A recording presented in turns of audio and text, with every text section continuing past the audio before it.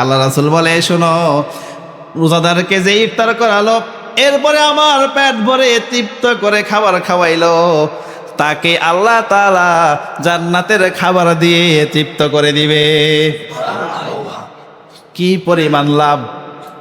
আবার আরেক হাদিসে বলা হয়েছে, যে রোজাদারকে পেট ভরে খাবার খাওয়াবে, তাকে আল্লাহ তাআলা কিয়ামতের ময়দানে হাউজে কাউসারের পানি দান করবে।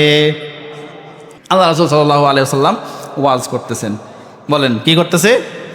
সাহাবা একরাম সবাই উপস্থিত। আল্লাহ রাসূল সাল্লাল্লাহু আলাইহি ওয়াসাল্লাম ফায়দা বলতেছেন, ইফতার খাওয়াইলে কি ফায়দা হবে।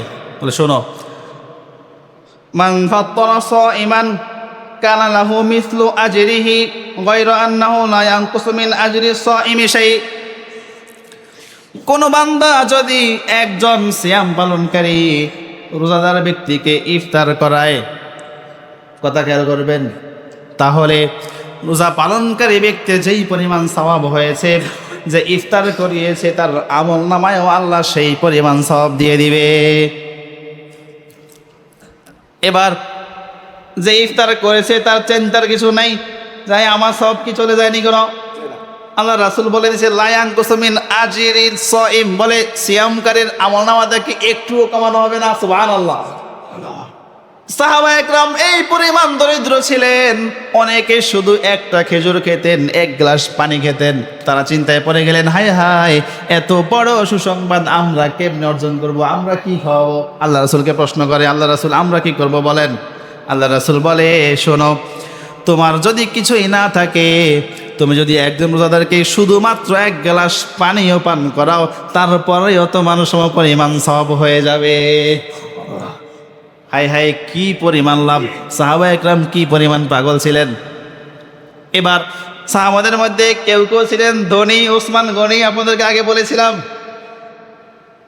আব্দুর রহমান ইবনে আউফ, অনেক টাকা পয়সা অর্থ করি তাদের ছিল। তাদের জন্য মাসালা হলো, তোমরা ইফতারও খাওয়াই বা সাথে পেট ভরে খাবারও। আর সুবহানাল্লাহ বলেন না? এবার পেট ভরে খাবার খাওয়াইলে কি হবে?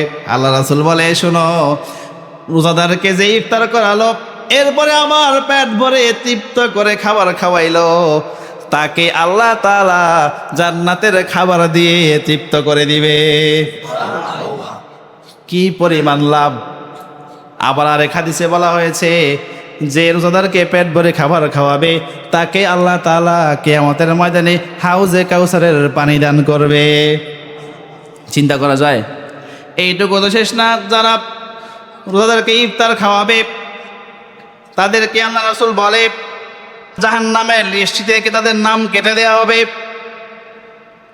শুধু কেটে দিয়ে এখানে তো হবে না, খালেস নিয়তে যদি এই কাজটা আপনি করেন, আপনার নামটা জান্নাতের লিস্টের ভিতরে আপনার নামও তুলে দেওয়া হবে। তাহলে আপনাকে ক্ষমা করা হবে, জান্নাত দেয়া হবে, রোজাদারের সমপরিমাণ সওয়াব আপনাকে দেয়া হবে। কি পরিমাণ লাভ! এই যখন আল্লাহ রাসূল সাল্লাল্লাহু আলাইহি ওয়াসাল্লাম এই হাদিসটা শোনালেন, সাহাবা একরাম কি করছে জানেন? শুধুমাত্র কয়টা খেজুর আছে, শুধু একটু পানি আছে। সাহাবা একরাম আজকে ওমর গিয়ে আবু বকরের ঘরে দিয়ে আসতো, এই ধরেন 2টা খেজুর। ওমর এসে ধরেন এই 3টা খেজুর। অমুকে এসা একটু শরবত, ধরেন আপনাকে আজকে এটা ইফতারের জন্য দিলাম। আরেকজনে এসা এই ধরেন একটু সেমাই, এটা দিলাম। আরেকজনে এসা কয়টা মুড়ি, 1 মুঠ মুড়ি আমার আছেই, তা এটা আপনাকে দিলাম। মানে এর ফলে লাভ কি হয়েছে? প্রত্যেকে নিজের সিয়ামের চেয়ে বাড়তি আরো অনেক সিয়াম পালন করার সওয়াব পেয়ে গেছে। কি রে ভাই, আপনি আমি এটা করতে পারি না? আপনি আপনার পাশের ঘরে দেন, পাশের গলানা আপনাকে দেখ, অল্প দেন না, আপনি তাকে দিলেন, সব আপনাকে দিল, সমান। খাওয়াটা হইল সমান, সওয়াব সবার কত বেশি বেশি হয়ে যাবে, চিন্তা করেন তো। আল্লাহ এই সহজ কাজগুলো একটু প্ল্যান করেন, একটু নিয়াত করেন, আগ্রহ তৈরি করেন, আমল করা ভাই অনেক সহজ। হ্যাঁ, এটা কি কঠিন? আচ্ছা, এই যে যা বললাম, এই আসলে কি এগুলো একটাও কঠিন আছে কিছু? সহজ। আপনি উদাসীন, এই জন্য আপনার হচ্ছে না। নিয়াত করেন ভাই, আমরা ইনশাল্লাহ আজকে থেকে যে কয়দিন বাকি আছে, প্রতিদিন কাউকে না কাউকে আমরা ইফতার খাওয়াবো, বলেন ইনশাআল্লাহ। আর বড় আয়োজন যেখানে হয় সেখানে শরীক হবেন, মসজিদে হয়, ঠিক আছে না? আরও কত জায়গায় হয়, ভালো জায়গা দেখে, হ্যাঁ, বাস শরিক হয়ে যাবেন। আপনি 5 টাকা দেন, ওই যে আল্লাহ রাসূল কি বললো, তোমার যদি সাধ্য কম থাকে 1 গ্লাস পানি দাও, তবুও ওই একজন রোজাদারের সওয়াব তুমি পেয়ে যাবে। এই জন্য 5 টাকা দেন, 10 টাকা দেন, সাধ্য মতো ইনশাআল্লাহ আমরা রমজানে বেশি বেশি মানুষকে ইফতার করাবো, বলেন ইনশা, বেশি বেশি খাওয়াবো, বলেন ইনশা। এবার আপনার এই ইফতার, এই খাওয়ানির লোক নির্বাচন করতে গিয়ে যদি করেন একজন আল্লাহওয়ালা মানুষকে, হাফেজ সাহেবকে, খতিব সাহেবকে, আমি তো থাকি না, ইমাম সাহেবকে, তাহলে আরো সবটা কি পরিমাণ।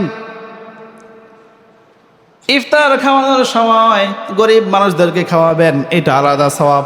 তবে ধনী গরিব সবাইকে ইফতারের আয়োজনে শরিক করতে পারবে, কারণ রাসূল এখানে কোনো শর্ত দেন না যে গরিবকে খাওয়াইতে হবে। কথা বুঝেন, আপনার পাশের ভাইকে দেন, সওয়াব আপনি পাবেন, সে আপনাকে দেখ, সেও সওয়াব পাবে। অর্থাৎ সওয়াব নেয়ার ক্ষেত্রে ইফতারে কোনো ধনী গরিব কোনো ভেদাভেদ নাই, যেখানে সাধ্য আছে, যেখানে দিতে সক্ষম আপনি সেখানেই দিবেন আর সওয়াব কামাই করবেন। কত সহজ করে দিচ্ছে দেখছেন। আমি যাকাত দেওয়ার জন্য তো খুঁজতে হবে, তাহলে কি বললাম, যাকাত আপনি দেওয়ার জন্য খুঁজতে হবে, কারণ সঠিক জায়গায় না দিলে যাকাত আদায় হবে। ইফতার খাওয়ার জন্য খুঁজতে হবে, মানে পাইছেন ধরে নিয়ে আসেন, বেটা বস, তুই একা একা চলে যাবি, আমরা সওয়াব দিয়ে যা, সমস্যা কি, তোর সওয়াব তো কমবে না, ঠিক না? আর আরব দেশে দেখেন ভুল আছে, কিন্তু কিছু কিছু সুন্নাত রাসূলের যুগ থেকে হয়ে আসার কারণে এত সুন্দর, এই জিনিসটা অনেক সুন্দর। যারা গেছেন তারা জানেন কি, আমি তো শুনেছি, যাইনি, আল্লাহ আমাকে তাওফিক দাও, বলেন আমিন।